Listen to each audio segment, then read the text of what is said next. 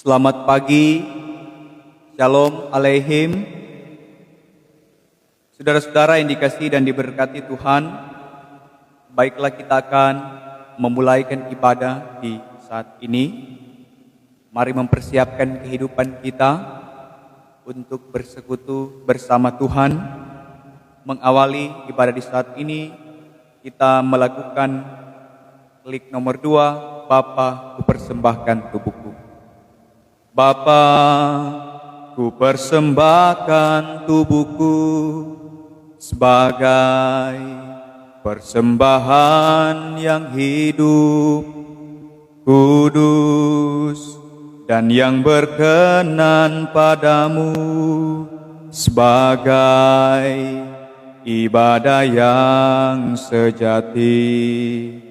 Ku sembah Kau Tuhan, ku sembah Kau Tuhan, ku serahkan hidupku kepadamu untuk kemuliaan nama-Mu.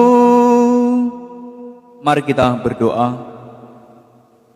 Ya Bapa kekal dalam kerajaan sorga, inilah kami umat kepunyaan-Mu yang terus Engkau kasihi dengan kasih-Mu yang tak terbatas.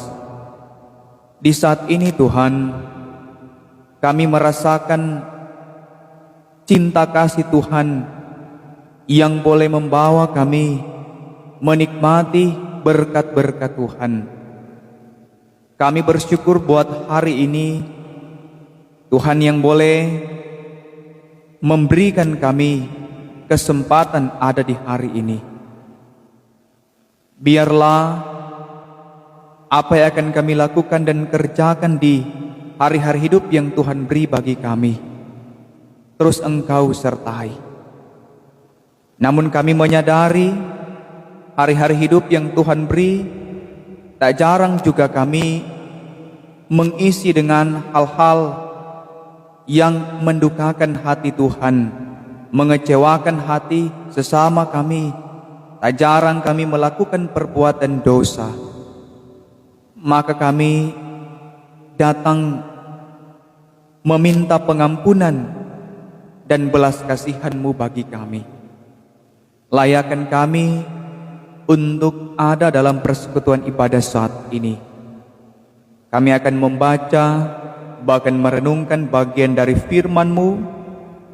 Roh Kudus bekerja dan berkuasa bagi kami, agar firman ini benar-benar akan kami pahami dengan baik, sehingga firman ini yang akan jadi pegangan yang kuat bagi kami dalam menjalani hari-hari kehidupan yang Tuhan beri bagi kami.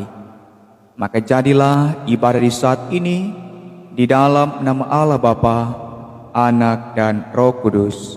Amin. Saudara-saudara yang dikasihi dan diberkati Tuhan,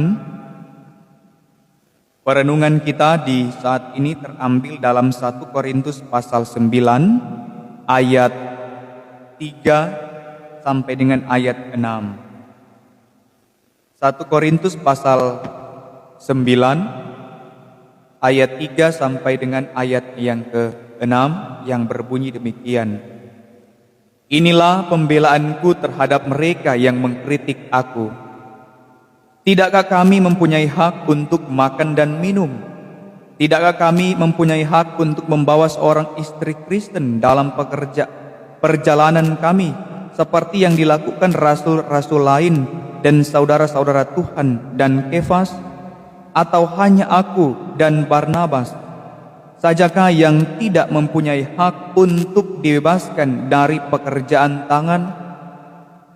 Demikianlah pembacaan firman Tuhan. Berbahagialah setiap orang yang mau mendengar dan juga mau melakukan firman ini dalam kehidupan setiap hari. Amin. Bapak Ibu Saudara yang dikasihi dan diberkati oleh Tuhan kita Yesus Kristus, dalam kehidupan kita tentu pernah mengkritik orang lain, atau juga orang lain pernah mengkritik kita. Dan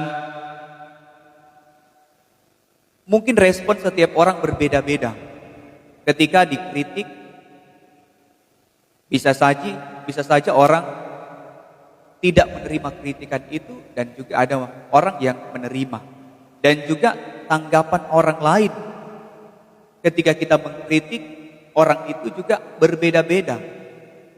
Mungkin dia bisa menerima dan juga membantah kritik yang diberikan oleh kita. Dari perenungan ini, hal yang sama juga ternyata terjadi di dalam perjalanan penginjilan Paulus di Korintus. Tidak sedikit kritik yang ia terima. Tidak sedikit juga komentar-komentar yang ia terima tentang bagaimana Paulus tampil pada saat itu sebagai rasul. Banyak orang yang mengkritik, bahkan mempertanyakan kerasulannya. Dikatakan di sini Paulus sedang dikritik oleh beberapa kelompok atau beberapa orang, termasuk juga para teolog yang ada di Korintus. Mereka mengklaim bahwa Paulus ini bukanlah rasul yang sejati. Kemudian bahwa ia mengubah berita dari rasul-rasul yang ada di Yerusalem. Dan yang ketiga, bahwa Paulus kata hanya berkhotbah demi uang atau demi materi. Nah, saudara-saudara yang dikasihi dan diberkati Tuhan, banyak rasul yang ada pada saat itu, sehingga Paulus pernah menggambarkan juga bahwa ada orang yang menyamar menjadi rasul, artinya rasul palsu, yang mau tampil istilahnya memberikan pengajaran-pengajaran agar supaya mereka dapat doi. Dan Paulus di sini dikritik, bahkan juga disertai fitnahan. Orang-orang pada saat itu menganggap dia bukanlah rasul yang sejati. Bahkan orang menganggap bahwa Paulus mencari keuntungan di dalam dia melakukan tugas pemberitaan Injil itu. Sehingga dalam bagian firman ini Paulus tidak berkecil hati. Dia menganggap bahwa kritikan yang ia terima adalah hal yang biasa. Kritikan yang ia terima akan memberi semangat juga buat Paulus untuk terus melayani, terus mengabarkan Injil. Seperti judul perenungan kita di hari ini adalah jadikan kritik sebagai vitamin dalam pelayanan. Dan itu juga yang tergambar dalam diri Paulus. Dia menjadikan kritik sebagai bahan acuan semangat dia untuk terus melakukan semua yang terbaik. Nah, saudara-saudara yang dikasihi dan diberkati oleh Tuhan kita Yesus Kristus, hal yang sama juga mungkin dapat kita lihat dan saksikan sendiri di dalam pelayanan gereja masa kini. Di dalam pelayanan orang sebagai umat Tuhan tidak pernah sepi dengan kritik. Walaupun kita sudah berupaya melakukan yang terbaik, melakukan semua yang benar, kita memiliki integritas dalam pelayanan, tetapi orang masih menerima kritikan sebagai orang percaya. Apalagi ketika orang melakukan bertentangan dengan Tuhan pemau dari firman ini. Tentu bukan sedikit kritikan hinaan, cercaan yang kita terima kalau orang melakukan bertentangan dari firman ini. Sedangkan orang sobeking bagus, masih ada juga yang kritik pada orang. Nah, dari bagian firman ini tentu memberikan satu gambaran bagi kita sebagai orang percaya untuk menjadikan kritik sebagai vitamin dalam pelayanan. Dan lewat kritik itu tentu menjadikan kita lebih semangat untuk terus melakukan tanggung jawab. Orang ingat bahwa tanggung jawab orang sebagai orang percaya yaitu terus memberitakan Injil. Itu yang menjadi tanggung jawab kita. Dan kita sebagai pribadi dan juga sebagai keluarga Kristen pasti tidak pernah lepas dari kesalahan, tidak pernah lepas dari kelemahan, dan juga ada perbedaan pendapat satu dengan yang lain, entah itu dalam lingkup keluarga yang terkecil, di tengah-tengah persekutuan jemaat, bahkan dalam kehidupan bermasyarakat.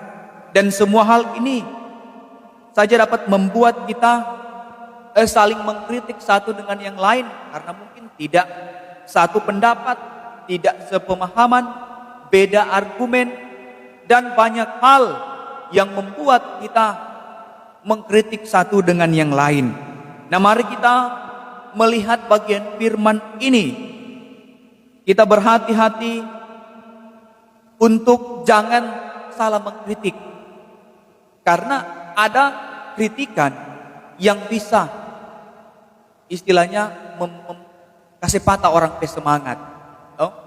Ada kritik yang terkadang tidak disukai orang, yang menghilangkan semangat orang dalam melakukan kehidupan yang ada. Apalagi kritik yang disampaikan itu menyangkut harga diri seseorang. Tetapi juga orang sadari bahwa ternyata dalam kehidupan yang kita jalani ada juga kritik-kritik yang membangun kita. Mungkin pada saat ini ya kita melakukan kesalahan, dan lewat kritik ini kita tersadar bahwa ternyata yang harus kita lakukan begini, yang semestinya kita lakukan begini untuk kebaikan bersama. Nah, Bapak Ibu Saudara yang dikasihi dan diberkati oleh Tuhan kita Yesus Kristus, dari bagian firman yang telah kita baca saat ini, biarlah terus akan memperlengkapi kehidupan kita sebagai orang yang percaya, yang sampai saat ini terus melakukan tanggung jawab yang dipercayakan Tuhan, menjadi alat kesaksian Tuhan lewat cara hidup kita, memberitakan Injil dari tingkah laku, dari perbuatan kita. Dengan demikian kita menjalankan apa yang Tuhan inginkan untuk kita lakukan, dan kita boleh menjadi pribadi Kristen, menjadi keluarga Kristen yang berbahagia, karena hidup yang saling melengkapi satu dengan yang lain, yang saling menguatkan satu dengan yang lain, dan tentunya terus memberikan masukan kepada orang lain yang sifatnya membangun. Dan pasti juga ketika kita selalu melakukan yang terbaik, tentu ada buah yang akan kita terima yang baik juga. Untuk itu mari terus menyadari kehidupan kita sebagai orang percaya, sebagai pribadi, dan juga sebagai keluarga Kristen dalam mengupayakan semua yang terbaik untuk hormat dan kemuliaan nama Tuhan. Tuhan kiranya menolong dan terus memampukan kita menjalani hari-hari kehidupan yang Tuhan beri dan Tuhan persiapkan bagi kita. Amin.